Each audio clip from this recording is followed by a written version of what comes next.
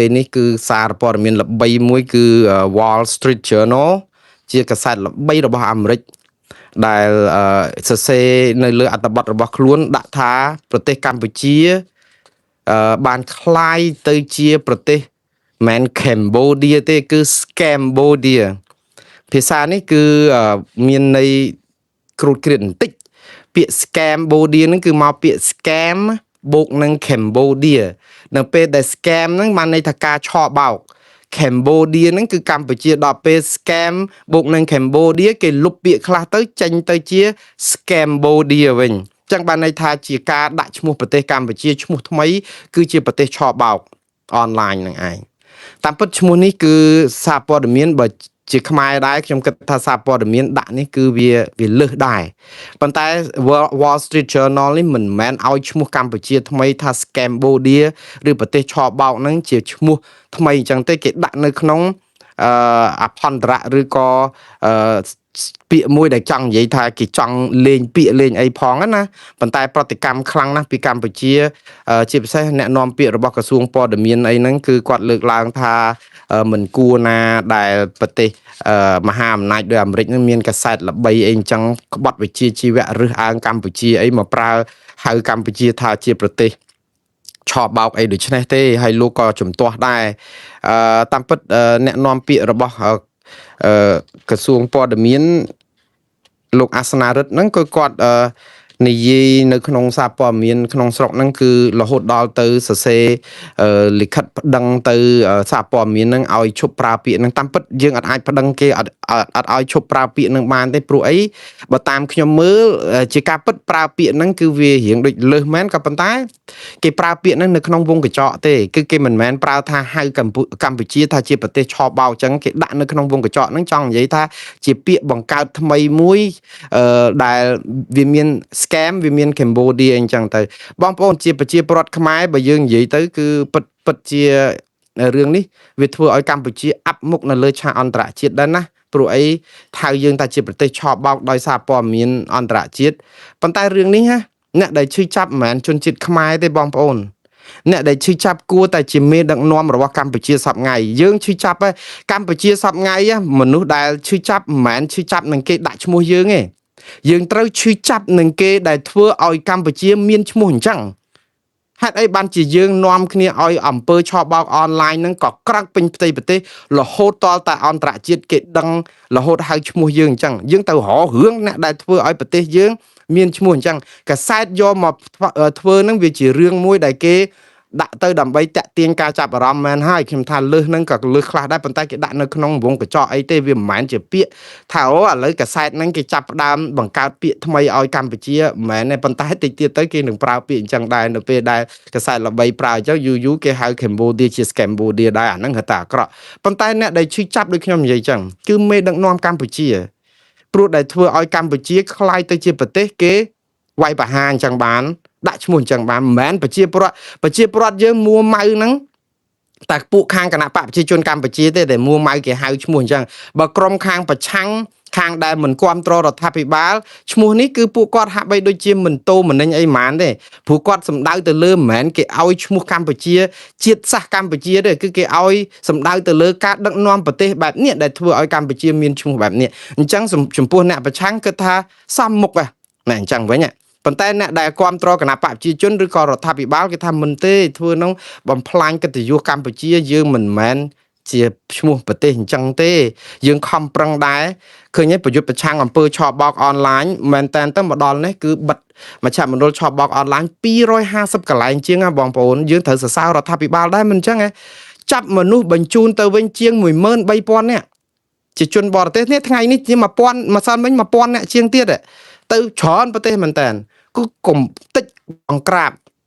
ខ្ញុំសរសើររដ្ឋាភិបាលមែនតើនៅក្នុងរយៈពេលហ្នឹងធ្វើបានកក្រើកពេញពិភពលោកក៏ប៉ុន្តែយើងធ្វើកក្រើកនៅពេលដែលគេចោទយើងថាជាមជ្ឈមណ្ឌលឆបោកនៅពេលថៃវាយយើងបាននៅពេលដែលមជ្ឈមណ្ឌលឆបោកហើយអាកាលគេថ្កោលទោសយើងតាំងពីឆ្នាំ2019អីមក6 7ឆ្នាំមុនយើងអត់ដែលចាត់ការរឿងហ្នឹងផងហ្នឹងតលតែពេលថៃវាយមកគឺយើងដើម្បីកុំឲ្យថៃយកលេសគឺយើងចាប់ផ្ដើមបង្ក្រាបគឺយើងបង្ក្រាបនៅពេលដែលទឹកបាក់ទំនប់អីហ្នឹងអាកាលវាលិចបន្តិចមកយើងអត់ទប់សោះ ខ្ញុំជឿថាចំណាត់ការរបស់រដ្ឋាភិបាលចង់ការស្ដារប្រទេសឡើងវិញឈ្មោះមុខមាត់ហ្នឹងវាល្អហើយខ្ញុំគ្រប់គ្រងប៉ុន្តែរឿងនេះគួរតែធ្វើតាំងពី10-20 ឆ្នាំមុនមកម៉េះហើយឥឡូវហ្នឹងប្រជាប្រដ្ឋសួរទៀតថាចុះឥឡូវកំចាត់អនឡាញហ្នឹងឯណាមេខ្លោងធំហ្នឹងណាអ្នកនៅក្នុងបញ្ជីរបស់រដ្ឋាភិបាលជាតិអាមេរិកអីហ្នឹងឈ្មោះម៉ាកណូនៅក្នុងជួររដ្ឋាភិបាលអត់សោះដូចជាលោកលីយ៉ុងផាត់លោកហ៊ុនតូលោកស្អីកុកអានលោកស្អីម៉ាកណូក៏ដឹកហ្នឹងលោកស្អីយឹមលាក់ឬក៏អ្នកណាផ្សេងហ្នឹងមានដែរតែមាន Ben Smith មួយចាប់ឲ្យបញ្ជូនទៅបាត់ទៀតហើយលុបសញ្ជាតិចោលទៀតហោះចាប់បានលោកលីគួងឯណាដែលជាម្បាតនៅជាអុកញ៉ាម្បាតមួយណានៅណានោះមកអត់មានឈ្មោះក្នុងបញ្ជីទៀតអញ្ចឹងអានេះហើយរឿងដែលយើងជួយចាប់ជាការពិតហើយបើប្រទេសយើងណាមិនមានអំពើឆបោកអនឡាញទាំងអង្គការសហប្រជាជាតិគេរករឿងយើងទាំងក្រុមស៊ើបការឬក្រុមស្រាវជ្រាវរបស់អាមេរិកឬក៏អង្គការសិទ្ធិមនុស្សអីគេរកឃើញថាមានការឆបោកមជ្ឈមណ្ឌលមានជនរងគ្រោះនៅនឹងជាង100,000នាក់តាំងបើអត់បានលឺពីមុនមកហើយស្រាប់តែឥឡូវគេចោតគេហៅយើងអញ្ចឹងទាំងបំពេញណាជាខ្មែរទាំងអស់គ្នាត្រូវឈឺចាប់គ្រប់គ្នាតែគេហៅប្រទេសយើងជាប្រទេសឆបោកក៏ប៉ុន្តែនៅពេលដែលគេហៅហើយនៅពេលដែលយើងចាំមកថាធ្វើអីធ្វើទៅកុំធ្វើឲ្យត្រូវដូចគេថាគេចោតអីចោតទៅប៉ុន្តែឥឡូវគេហៅឈ្មោះយើងអញ្ចឹងយើងឈឺចាប់ហ្នឹងមែនតើអ្នកនៅក្នុងជួររដ្ឋាភិបាលយើងប៉ុន្តែយើងជាខ្មែរបើមែនតើបើមានឈ្មោះ Cambodia អញ្ចឹងប៉ះពាល់ដល់ប្រជាពលរដ្ឋទាំងអស់ក៏មែនតើទៅក៏វាអាក្រក់ដែរអយុត្តិធម៌សម្រាប់យើងទាំងអស់គ្នាដែរយើងជាខ្មែរយើងមិនចង់ឲ្យជាតិសាសន៍នេះคล้ายទៅជាប្រទេសឆបបោកទេបងប្អូនមិនអញ្ចឹងប៉ុន្តែម្ដងទៀតរឿងទាំងអស់នេះគឺមកពីរបៀបដឹកនាំរដ្ឋទេដែលធ្វើឲ្យកម្ពុជាយើងត្រូវគេយកមកប្រមាថតែនៅក្នុងពេលនេះខ្ញុំនៅតែគ្រប់គ្រងទេឲ្យលោកនាំពាក្យក្រសួងព័ត៌មាននឹងសរសេរទៅសារព័ត៌មាន Wall Street Journal នឹងឲ្យគេលុបឲ្យគេ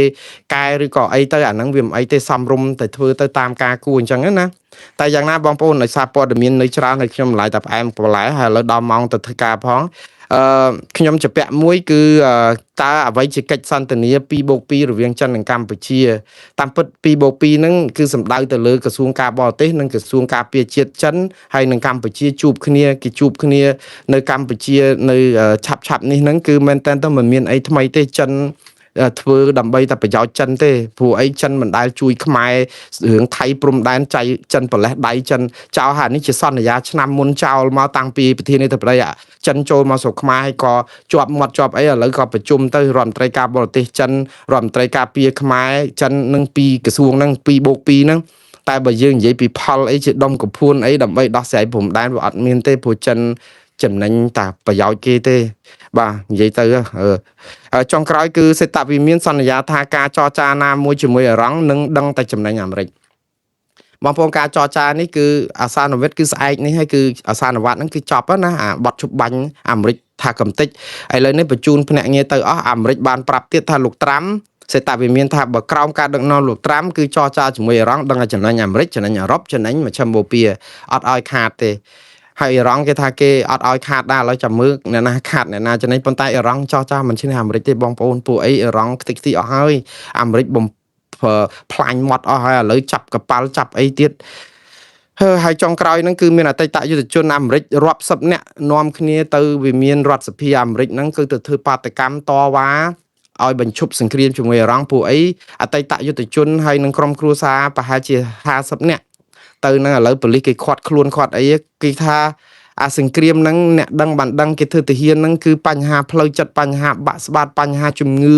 ដោយសារតែសង្គ្រាមវាមានស្លាប់មនុស្សវាមានស្លាប់ទាហានវាមានធ្វើឲ្យមនុស្សជាពិសេសទាហានហ្នឹងរបួសផ្លូវចិត្តនៅក្នុងការសុកស្រាប់តែចូលទៅឲ្យស្លាប់ក្នុងសង្គ្រាមអីអញ្ចឹងណាសូអតីតយុទ្ធជនហ្នឹងគេតវ៉ាតែប៉ុណ្ណឹងក៏ប៉ុន្តែតែការតវ៉ាហ្នឹងក៏ត្រូវបានគេខាត់ខ្លួនខាត់អីខ្ញុំជឿថាមិនយូរទេគេនឹងដោះលែងមកវិញព្រោះនៅអាមេរិកគេមិនអាចទៅចាប់មនុស្សដាក់គុកដោយសារតែសិទ្ធិបញ្ចេញមតិយូរទេបាទរឿងនេះខ្ញុំត្រឹមប៉ុណ្ណឹងបងប្អូនហើយរូបព័ត៌មានច្រើនដែរដោយផ្ដើមចេញពីក្រុមប្រឹក្សាសន្តិសុខថៃគ្រងនឹងពិភាក្សារឿងលុប MOU ចំនួន2នៅថ្ងៃទី22ខែមេសាដែលស្អែកនេះហើយដែលការពិភាក្សានេះស្រាប់តែคล้ายទៅជារឿងបន្ទាន់នៅពេលដែលថៃបាត់ទង់ជ័យមួយនៅឯព្រំដែនកម្ពុជាថៃក្នុងខេត្តចន្ទបុរីតើរឿងនេះយ៉ាងម៉េចទៅវិញបងប្អូនគេយកលេសអីទៀតហើយឬក៏យ៉ាងម៉េចព្រោះអីអារឿង MOU គឺយើងហៅថា MOU ឥឡូវបងប្អូនទាំងអស់គ្នាស្គាល់ពាក្យអង់គ្លេសនឹងទូទៅហើយព្រោះអីពាក្យពេញ គឺមកពីពាក្យថា Memorandum of Understanding បាទប្រែថាជាអនុសារណៈនៃការយោគយល់គ្នាពាក្យថាអនុសារណៈនៃការយោគយល់គ្នានេះគឺជាលិខិតកិច្ចសន្យាកិច្ចព្រមព្រៀងឬការត្រូវរើគ្នាដើម្បីធ្វើអីមួយវាគ្រាន់តែជាលិខិតសម្គាល់មួយដើម្បីជាការណែនាំជាការដូចថាមានគោលការណ៍អីមួយដើម្បីធ្វើអីមួយរួមគ្នាកុំឲ្យឆ្លោះគ្នាតែប៉ុណ្្នឹងឯងភាគច្រើនអនុសារណៈនៃការយោគយល់គ្នាហ្នឹងមែនតើមិនសូវមានគេហៅថាតម្លៃគតិយុត្តចងកតបកិច្ចអីច្រើនទេភាគីណាលុបចោលក៏បានដែរព្រោះវាជាកិច្ចសន្យាមួយគ្រាន់តែថាដូចថាយើងដីមានលបងព្រំប្រទល់ជាប់គ្នាអញ្ចឹងទៅដូចថាផ្លូវហ្នឹងគឺឲ្យអាទិះបអញ្ចឹងទៅនៅចិត្តអាលបងផ្ទះយើងតែជាដីរបស់យើងទេហើយខាងនោះក៏ចូលដីគេបន្តិចដែរប៉ុន្តែជាទូទៅគឺត្រូវតែមានគេហៅអនុសារណៈយោគយល់គ្នាមួយគឺ MOU ហ្នឹងជាមួយអ្នកចិត្តខាងហ្នឹងប្រាប់ថាផ្លូវកដាលហ្នឹងទុកបើកអញ្ចឹងទៅដើម្បីឲ្យអាទិះគោខាងនោះក៏ចេញបានអាទិះគោខាងនេះក៏ចេញបានហើយមិនមាននរណាម្នាក់ដោយថាទៀមទាកម្មសិទ្ធិផ្ដាច់មុខយកទាំងអស់ទេគឺសាធារណៈទូទៅជនទូទៅក៏អាចធ្វើដំណើរតាមផ្លូវនឹងបានដោយមិនបិទលបងបិទអីទេព្រោះអីវាមានភាគីទាំងពីរនៅក្នុងចំនួនឬក៏តែថាការទៀមទាលើអាផ្លូវអូផ្លូវអាទិះដានអាទិះអីចឹងណាតែអញ្ចឹងទៅក៏កើតជាការព្រមព្រៀងគ្នាដោយផ្ទាល់មាត់ណាមួយឯផ្ទះចិត្តខាងគ្នាហ្នឹងគឺនិយាយគ្នាត្រូវរើគ្នាទៅថាណែផ្លូវហ្នឹងណាបអតិះចឹងទៅគឺចូលដីអ្នកបន្តិចចូលដីខ្ញុំបន្តិចចឹងប៉ុន្តែឥឡូវយើងព្រមព្រៀងគ្នាមួយទៅអី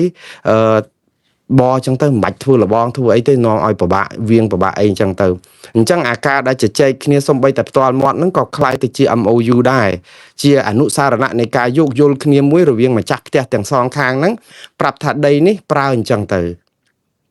ក៏ប៉ុន្តែមិនមែនជាលក្ខខណ្ឌគតិយុត្តថាអូអាហ្នឹងគឺជាប្លង់កម្មសិទ្ធិដាច់ថ្លៃរបស់អ្នកណាទេគាត់យោគយល់គ្នាបើមានវិវាទណាមួយតាក់ទងនឹងផ្លូវអាទិះហ្នឹងដែលថ្ងៃក្រោយស្រាប់ម្ចាស់ផ្ទះដីមុនហ្នឹងគេលក់ដីហើយទៅម្ចាស់ក្រោយគេមកគេថាអត់ទេគេអត់ចង់បើកផ្លូវហ្នឹងទៀតទេគឺត្រូវបិទឲ្យដាច់ដូច្នេះអា MOU ហ្នឹងវាអាលាយដោយខ្សលហើយព្រោះអីម្ចាស់ថ្មីគឺគេលែងទទួលយកអា MOU ឬក៏ព្រមព្រៀងគ្នាហ្នឹងអញ្ចឹងគេច្បាស់ណាស់គឺត្រូវឡើងដល់តុលាការមេភូមិសូរិយោដីឬក៏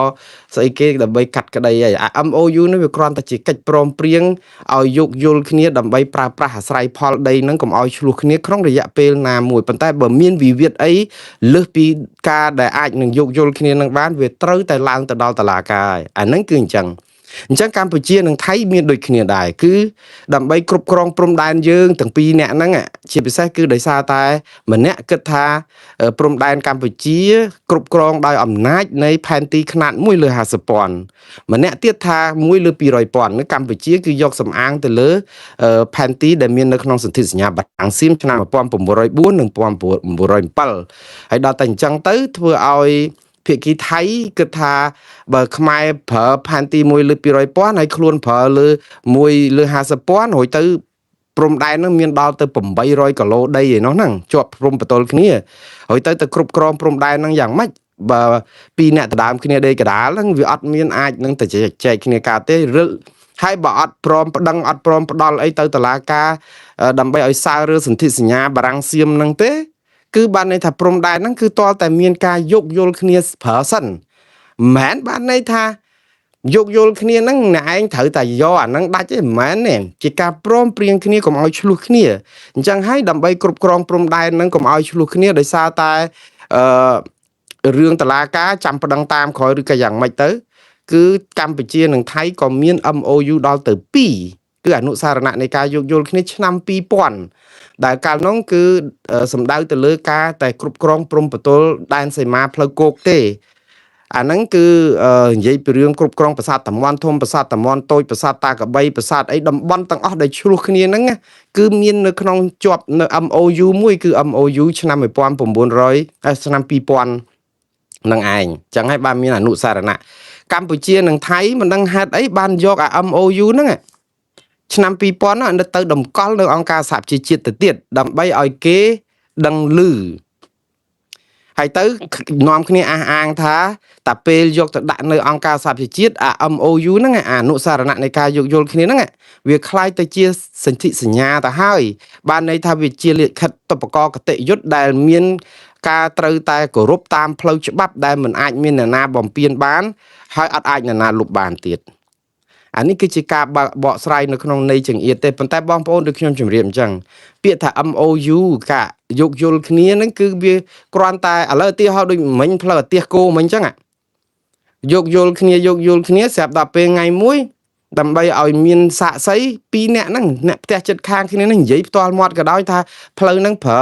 សម្រាប់អាទិះរត់ទៅសងខាងសិនមិនបាច់ដាក់លបងដាក់អីទេកុំឲ្យពិបាកព្រោះអីប្រើអាស្រ័យផលទាំងសងខាងហើយអាចសាធារណជនទូទៅអាចប្រើផ្លូវហ្នឹងបានទៀតតែទៅប្រាប់មេភូមិទៀតថាជួយដឹងឮខ្ញុំផង2អ្នកខ្ញុំគ្រួសារនេះគឺយល់ព្រមគ្នាជាត្រួសនឹងបដោះអាសន្នហ្នឹងថាឲ្យប្រើអញ្ចឹងទៅក៏ប៉ុន្តែមិនមែនបានន័យថាប្រាប់មេឃុំហ្នឹងដល់ពេលថ្ងៃក្រោយមានរឿងហ្នឹងគឺយើងត្រូវតែជាប់មាត់គ្នាអញ្ចឹងមិនមែនទេគឺតោះតែវាស់វែងសារថ្មីយកយាមការយកអីស្រួលបួលមកតើប្លង់អីឲ្យប្រកាសមានប្លង់រឹងប្លង់មេអីអត់នៅចៅសង្កាត់នៅអីហ្នឹងអាហ្នឹងគឺជារឿងដោះស្រាយមកកណាត់ក្រោយមិនអាចទៅយកអា MOU ហ្នឹងដែលជាប់មាត់គ្នាហ្នឹងថាត្រូវតែជាប់អញ្ចឹងមកយកទេដូច្នេះក្នុងហ្នឹងក៏នៅតែមានភាគីអាចរំលាយបានអីអញ្ចឹងទៅតែយើងឥឡូវហ្នឹងគឺនាំគ្នាបកស្រាយនៅក្នុងន័យថាកម្ពុជាលើកឡើងថា MOU ហ្នឹងរំលាយអត់បានទេលុបអត់បានទេព្រោះវាជាលក្ខខណ្ឌដែលយកទៅដាក់នៅអង្គការសហប្រជាជាតិតែថៃឥឡូវគេថាគេលុបបានព្រោះដោយសារអីការដែលលុប MOU នេះបានមិនចំពោះថានៅអង្គការសហជាតិឬអីក៏ដោយគឺនៅពេលដែលមានមាត្រាមួយចែងថាភាគីនៅក្នុងរឿងក្តីណាមួយហ្នឹងបំពេញអា MOU ហ្នឹងដូច្នេះថៃគេថាយើងបំពេញ MOU ហ្នឹងដល់ទៅ44ដងដូច្នេះគេអាចរំលាយវាបានទុកទៅអីបើបំពេញ40ដងជាងហើយអញ្ចឹងមានស្អីមួយយកមកចែងកងត្រាអត់ឲ្យលុបចោលអញ្ចឹងណែឯងបំពេញគេក៏អត់ឲ្យលុបចោលដែរថៃគេនិយាយអញ្ចឹងគេលុបបានអត់មានបញ្ហាខ្ទាស់ទេគ្រាន់តែថាថៃក៏ខ្វាយយោបល់គ្នាតែខ្មែរវិញក៏និយាយដូចគ្នាអញ្ចឹងដែរថាលុបអត់បានហើយលុបអត់បានទេខ្មែរយើងនឹងថៃគេរំលោភបំពានយើងអា MOU 2000ហ្នឹងលោកទាយសីហាកាលពីខែមិថុនាថាគេបំពានយើងដល់700ដង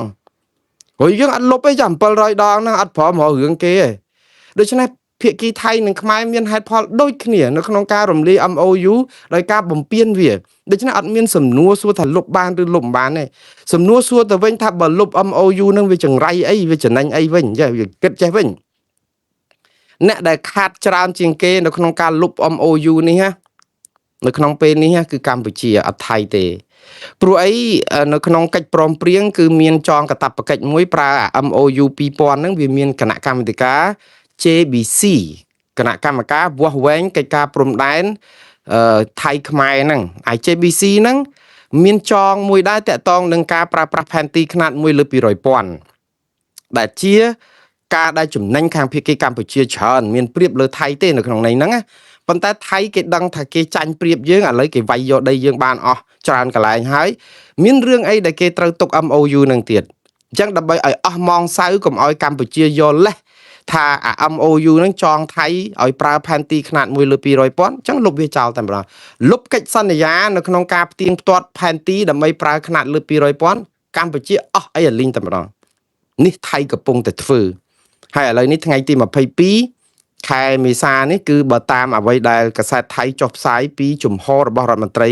ក្រសួងការបរទេសថៃលោកស៊ីហាស័កភួងកេតកែវគឺគាត់បាននិយាយថាថ្ងៃទី22នេះគឺក្រុមប្រឹក្សាសន្តិសុខរបស់ថៃ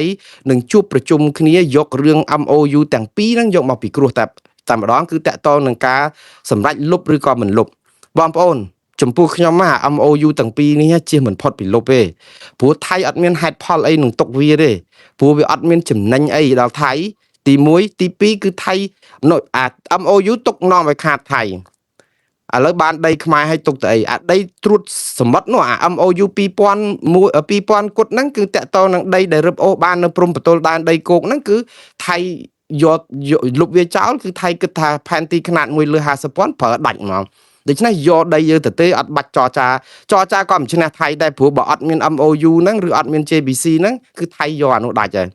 អាហ្នឹងរឿងព្រំបតលគោកព្រំបតលទឹកអាតំបន់ត្រួតស៊ីគ្នាក្នុងដែនសមុទ្រដែលមានប្រេងកាតដែលមានអីនៅម្ដុំកោះគុតដោយទាំងកោះគុតអីផងហ្នឹងបើលុប MOU ឆ្នាំ2021ចោលទៀតគឺដាច់ផឹងគឺយើងគ្មានសិទ្ធិគ្រប់គ្រងដែនសមុទ្រហ្នឹងត្រួតស៊ីគ្នាហ្នឹងចឹងថៃធ្វើអីស្រេចតែចិត្តទៀតចឹងយើងអស់ទាំងដែនគោកអស់ទាំងដែនសមុទ្រអានេះបើ MOU នឹងលុបក៏ប៉ុន្តែមិនមែនបានន័យថាអានោះគឺជាចុងបញ្ចប់នៃពិភពលោកដែលខ្មែរយើងដាច់ខ្សលស្លាប់ដោយសារតែអត់ MOU ហ្នឹងឯងមិនមែនទេMOU ហ្នឹងយកមកហ្នឹងគឺដើម្បីអូសពេលវេលាឲ្យយូរឯងតាមពិតខ្មែរថាបើចរចាទ្វេភាគីទៅលឿនយូរហ្នឹងគឺបានន័យថាវាអត់បានផលអីច្រើនទៀតសំខាន់គឺអត់អា MOU ហ្នឹងក៏អត់ទៅវាអត់បញ្ហាអីទេដូចខ្ញុំនិយាយចឹងថាផ្លូវអាទិះនៅពេលដែលថ្ងៃក្រោយគេដូរដីគេលក់ឲ្យកូនគេអ្នកណាទិញថ្មីមកយើងព្រមព្រៀងគ្នាពីចដូនចតាមកមែនប៉ុន្តែឥឡូវឆ្លោះគ្នាវាយគ្នាហ្នឹងព្រោះខាងក្រោយគេទិញដីហ្នឹងមកគេចង់បិទលបងហ្នឹងគេចង់បិទដីពាក់កណ្ដាលអាទិះក៏រត់លែងរួចហើយខាងនេះគេថាហេបិទទៅអីដីខ្ញុំដីនៅឯងក៏ដោយក៏ប៉ុន្តែដីគេមានចំណាយក្នុងហ្នឹងដែរចឹងគេអាចដាក់បកគោលពាក់កណ្ដាលហ្នឹងទៅអាទិះវាលែងរត់បានហើយអញ្ចឹងវា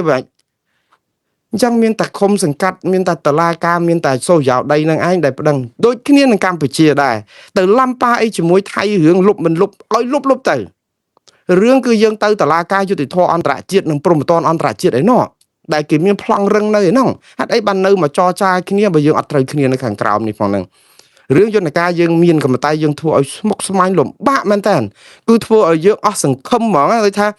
ត្រូវតែទាញធ្វើម៉េចឲ្យចូលតាមអាយន្តការត្រូវតែចរចាទ្វេភាគីត្រូវតែអោបជើងថៃត្រូវតែអង្វរគេឲ្យលួចដីយើងអស់មកកណោប្លន់ដីយើងអស់មកកណោយើងទៅអោបជើងគេដើម្បីចរចាទាំងយើងអត់មានប្រៀបលើគេសោះយើងមានប្រៀបមួយគឺគិតថាអូបើប្រើ JBC ហ្នឹងទៅអាចប្រើផែនទីខ្នាត1លើ200,000តែយើងមានប្រៀបឯណាផ្នែកយោធានៅពេលចរចាទ្វេភាគីយើងចាញ់គេហើយហ្នឹងហើយយើងទៅចរចាមិនចាញ់ប្រៀបគេ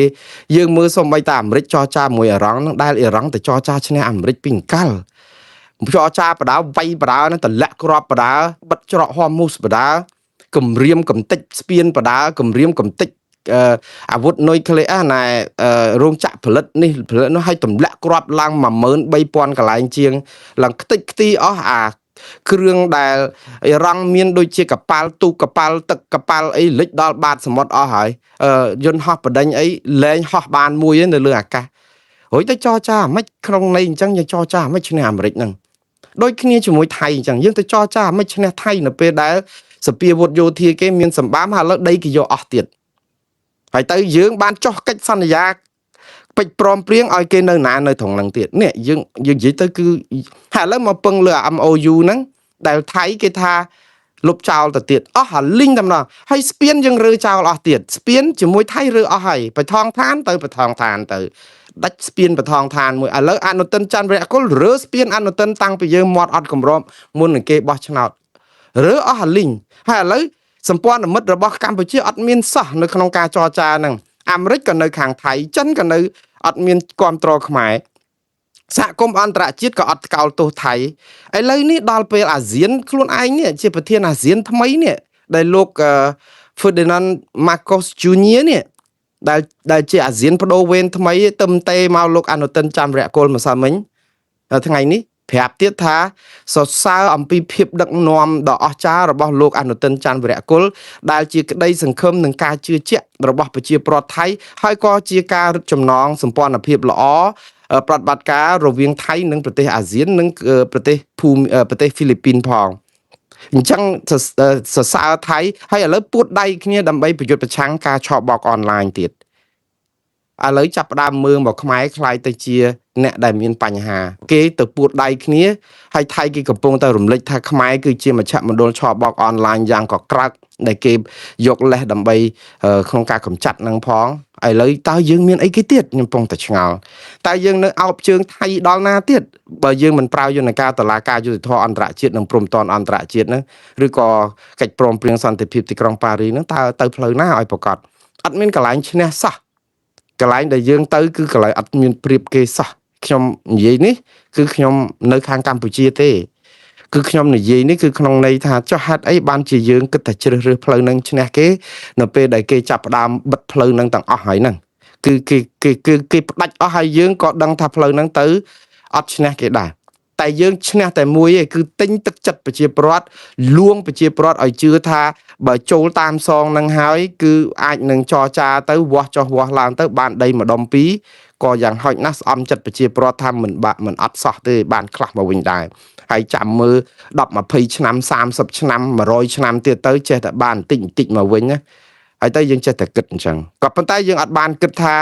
បើសិនជាមានបញ្ហាអីនៅតាមព្រំដែនបើអត់មានអាជ្ញាកណ្ដាលដោយតុលាការយុត្តិធម៌អន្តរជាតិព្រំប្រទានអន្តរជាតិប្តឹងគេឲ្យដឹងឮទេគឺថៃនឹងវាយយើងជាលើកទី3អាហ្នឹងគឺច្បាស់អញ្ចឹងហ្មងព្រោះគេអត់មានខ្លាចអីយើងទេ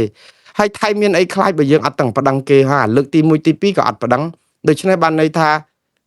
ថៃជីសេះលែងដៃហើយព្រោះអីដឹងតែកម្ពុជាមិនប្តឹងទេព្រោះរឿងនយោបាយស្រុកខ្មែរថៃដឹងចំណុចខ្សោយរបស់ខ្មែរហើយថាបើហ៊ានប្តឹងទៅតុលាការយុត្តិធម៌អន្តរជាតិប្រើពេល3ឆ្នាំទៅ5ឆ្នាំចឹងទម្រាំដល់ពេលហ្នឹងគឺថៃវាយកែហេដ្ឋារចនាសម្ព័ន្ធម៉ត់ដល់ពេលតុលាការសម្រេចអីយ៉ាងណាក៏ដោយថៃគេថាគេធ្វើឲ្យអស់ហើយដូចចង់ថាអង្គទៅជាបាយអីចឹងប៉ុន្តែបងប្អូនធ្វើអីធ្វើទៅសំណង់រឹងអីធ្វើទៅក្នុងន័យតែមួយបើប្តឹងទៅតុលាការអន្តរជាតិអាហ្នឹងអាចសង្ឃឹមថាឲ្យថៃបកគលមកវិញណាប៉ុន្តែបើថាធ្វើដូចឥឡូវនេះណាខ្ញុំគ្មានសង្ឃឹមសំបីតែ 0% សង្ឃឹមលោកហ៊ុនម៉ាណែតថាមានសង្ឃឹម1% ក៏ទៅដែរខ្ញុំសូមសរសើរដែរបើសិនជាយើងមានជំងឺបើថាយើងមានសង្ឃឹម 1% គឺយើងស្លាប់ហើយព្រោះជំងឺថាតែយើងសង្ឃឹមលើសពី 50% ទៅបានវិជាបើក្រោម 50% បានន័យថាផុតដាច់ខ្យល់បាត់ហើយហ្នឹងអញ្ចឹងយើងត្រូវសង្ឃឹមឲ្យលើស 50% ប៉ុន្តែលោកហ៊ុនម៉ាណែតថា 1% ក៏យកដែរអញ្ចឹងបានន័យថាបានចំណែកកន្លែងណាយកមកសិនតែយកអាយន្តការដែលគេកំពុងតែបិទអា 1% ហ្នឹងក៏ថៃបិទដែរព្រោះថៃគិតថាអាសង្ឃឹម 1% ហ្នឹងគឺសង្ឃឹម MOU នេះ MOU 2001នេះដែលប្រើយន្តការ JBC ហើយយន្តការ JBC ហ្នឹងវាមាននៅក្នុងកិច្ចព្រមព្រៀងនៃបទឈប់បាញ់គ្នាថ្ងៃ27ខែធ្នូឆ្នាំ2025ដែលចំណុច3ហ្នឹងគឺនិយាយថាឲ្យវាស់វែងឡើងវិញតាមដីជាក់ស្ដែងអ្នកណានៅណាបានប៉ុណ្ណាយកប៉ុណ្ណឹងទៅតាមផែនទីដែលវាស់វែងជាក់ស្ដែងទៅហើយកម្ពុជាមិនទទួលស្គាល់ដីដែលឈ្លានពានដោយការប្រើប្រាស់កម្លាំងប្រដាប់អាវុធទេប៉ុន្តែអត់ទទួលស្គាល់គេហ្នឹងគឺក្រោយទេអានៅពេលចុះហត្ថលេខាហ្នឹងគឺទទួលស្គាល់អ្នកណានៅណានឹងហើយអានេះថាដីគេគ្រប់គ្រងហ្នឹងអញ្ចឹងថៃគឺគេមានព្រៀបលើយើងដោយសារអីវាមានប្លង់រឹងមួយគឺយើងចុះហត្ថលេខាឲ្យគេនៅណានឹងហ្នឹងនោះហើយដល់ពេលឥឡូវតែពេលគេបិទអា MOU ហ្នឹងបាត់ឈឹងបាត់ហើយអស់បាត់អានៅណានៅហ្នឹងគឺនៅហ្នឹងបាត់អានេះឲ្យដល់ពេលខ្មែរយើងថាទេយើងមិនទទួលស្គាល់ទេព្រំដែនដែលរំកិលដោយកងកម្លាំងប្រដាប់អាវុធអានឹងមាននៅក្នុងកិច្ចព្រមព្រៀងថ្ងៃទី27ខែធ្នូ2025មកពីណាអត់មាន clear ដែលនិយាយរាល់ថ្ងៃហ្នឹងអត់មាន clear នៅក្នុងអាពេលដែលយើងសញ្ញេឲ្យគេគ្រប់គ្រងនៅកន្លែងណាកន្លែងហ្នឹងអត់មានបាននិយាយថាកម្ពុជាមិនទទួលស្គាល់ព្រំដែនដែលប្រែប្រួលដោយកងកម្លាំងប្រដាប់អាវុធអីទេអត់អាលីងហើយបើសិនជាខ្មែរយើងសរសេរតាមមួយម៉ាត់ហ្នឹងនៅក្នុងអាកិច្ចព្រមព្រៀងបាត់ឈប់បាញ់ហ្នឹងក៏ថៃអត់ព្រមសញ្ញេឲ្យយើងដែរគេសញ្ញេឲ្យយើងបើគេដឹងថាយើងបានដីមកវិញទាំងអស់ហ្នឹងគេព្រមដោយសារតែគេដឹងថាគេបានដីហ្នឹងហើយបានជាគេព្រមឈប់បាញ់នោះអាហ្នឹងអញ្ចឹងតែយើងសួរថាតើកម្ពុជាខុសធ្ងន់មែនអត់ខុសទេនៅក្នុងន័យមួយថាយើងវាអត់ដល់គេកម្លាំងអត់ដល់គេគឺយើងធ្វើសម្បទានបានន័យថាឲ្យគេខ្លះអីខ្លះចឹងទៅដើម្បីបទូបថយឲ្យគេពេញចិត្តទៅកុំឲ្យវាយយើងទៀតបាញ់យើងទៀតស្លាប់ទាហានយើងស្លាប់ជនជាតិជនស៊ីវិលយើងវាជាការគិតដើម្បីរកផ្លូវសុខសិនហើយដើម្បីដោះស្រាយមកកលៈសិនទេប៉ុន្តែអាការដែលយើងដោះមកកលៈហើយយើងខ្សោយយើងអត់អាចទៅដល់គេនឹងហើយដែលខ្ញុំនិយាយពីអ៊ីរ៉ាក់អ៊ីរ៉ង់ហើយនិងអាមេរិកអ៊ីរ៉ង់អត់មានចំណេញអីទេគឺអាមេរិកនឹងចំណេញគ្រប់រឿងតែប៉ុណ្្នឹងឯងហើយសួរថាការចរចាបែបហ្នឹងតែយើងអ្នកណាអ្នកចំណេញយើងវាអត់ចំណេញទៅសួរយើងមានជំរឿសទេយើងវាអត់ជំរឿសទេតែបើយើងអត់ជំរឿសហ្នឹងតើយើងគួរតែធ្វើអាជំរឿសដដែលឲ្យស្អំចិត្តថៃឲ្យព្រមខ្ជាក់ដីហ្នឹងតាមរយៈយន្តការចរចាហ្នឹងអត់ទេយើងត្រូវទៅតុលាការយុត្តិធម៌អន្តរជាតិបានអាចលុបខ្លឹមសារនៃបទឈប់បាញ់នឹងចោលព្រោះខ្លឹមសារនៃបទឈប់បាញ់វាគ្រាន់តែជាកិច្ចព្រមព្រៀងគ្នាបណ្ដោះអាសន្នរវាងគូភាគីដោយ MOU អញ្ចឹងអាបទឈប់បាញ់ហ្នឹងដោយ MOU មិញអញ្ចឹងយើងសួរថាចាអាហ្នឹងលុបបានអត់លុបបាន ប៉ុន្តែមិនមែនលុបបាននៅក្នុងពេលដែលយើងមិនមានយន្តការខ្ពស់ជាងហ្នឹងទេយន្តការទ្វេភាគីអត់អាចទៅលុបបាត់ឈប់បាញ់បានទេព្រោះអីយើងព្រមព្រៀងគ្នាជាទ្វេភាគីបាត់ទៅហើយ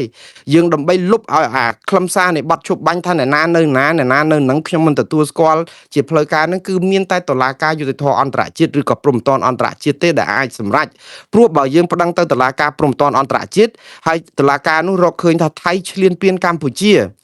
ប្រើកម្លាំងប្រដាប់អាវុធដ៏លើសលប់ចូលក្នុងដែនអធិបតេយ្យកម្ពុជាទុនខ្សោយចង់គេធ្វើសម្បទានដើម្បីឲ្យមានបាត់ឈប់បាញ់មួយរយៈកាលដើម្បីឲ្យសុវត្ថិភាពប្រជាពលរដ្ឋបានសុខទាហានមិនស្លាប់បន្តទៀតកុំឲ្យមានជនភៀសសឹកច្រើនពេកអីអញ្ចឹងលាក់នឹងលាក់អានេះគឺជាការដូចថាសង្គ្រោះជីវិតប្រជាពលរដ្ឋកុំឲ្យស្លាប់ពីភាគីកម្ពុជាជារឿងត្រឹមត្រូវតាព្រោះគ្នាជាប្រទេសទុនខ្សោយមានជំរឿសអីដែលធ្វើអញ្ចឹងដើម្បីធ្វើសម្បទានហ្នឹងគឺដូចកាត់ដីឲ្យគេអញ្ចឹងមួយរយៈហ្នឹងដើម្បីឲ្យរួចខ្លួនសិនសន្សំជីវិតមនុស្សសិន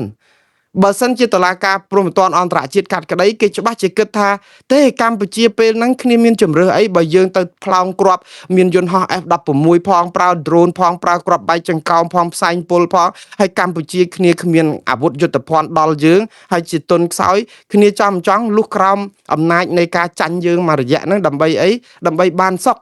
តែពេលហ្នឹងគឺតុលាការព្រំប្រទានអន្តរជាតិច្បាស់ជារកឃើញទៀតថាអំពើបែបហ្នឹងមិនថ្លៃថ្នូរទេព្រោះគ្នាទុនខ្សោយគ្នាត្រូវតែធ្វើសម្បទានចឹងហើយដើម្បីសុកមកគ្រាតែយើងត្រូវចាំថាអ្នកឯងទៅបំពេញគេបើបំពេញគេចឹងអ្វីដែលគេចែងចរចាចុះហត្ថលេខាអីទាំងអស់ពីមុនមកហ្នឹងចាត់ទុកជាមោឃៈមិនអាចទទួលយកបានទេយើងខ្ញុំឲ្យឧទាហរណ៍ខ្លីមួយសាក់សីនៅក្នុងសវនាការអត់អាចដូរចម្លើយបានទេតែយើងនិយាយប្រាប់ប៉ូលីសថាម៉េចគឺអាការប្រាប់ប៉ូលីសហ្នឹងគឺនឹងคล้ายទៅជាអាវុធដើម្បីដាក់បន្ទុក